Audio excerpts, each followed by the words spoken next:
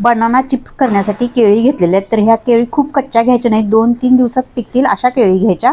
खूप जास्त पिकलेल्या घ्यायच्या नाही, खूप जास्त कच्च्या घ्यायच्या नाही. तुम्ही घरामध्ये चिप्स केला असाल तर करताना काय होतात, चिप्स काळे पडतात, खूप बारीक होत जातात तळतील तसे, आणि खूप कडक पण होतात, म्हणजे खुसखुशीत होत नाही. तर चिप्स खुसखुशीत होण्यासाठी मी एक ट्रिक वापरलेली आहे, ते तुम्ही आमच्या लॉंग व्हिडिओमध्ये बघा. केळी आपण खूप पातळ कापायची नाहीत किंवा जाड कापायची नाहीत, मध्यम आकारामध्ये केळीचे काप करून घेऊया. हळद मिठाचं पाणी उकळून घेतलं, त्याच्यामध्ये हे काप घातल्याने 1 मिनिटासाठी शिजवून घेतलेले. या पद्धतीने चिप्स केले तर अगदी सोप्या पद्धतीने बनतात. चिप्स तळताना हळद मिठाचे पाणी घालण्याची आवश्यकता नाही, तेल खराब होत नाही, अंगावर उडत नाही, अगदी सोप्या पद्धतीने चिप्स बनतात. चिप्स सगळे उकळत्या पाण्यातून काढून घेतले, निथळून घेतले आणि एका कॉटनच्या कापडावर पसरून ठेवूया.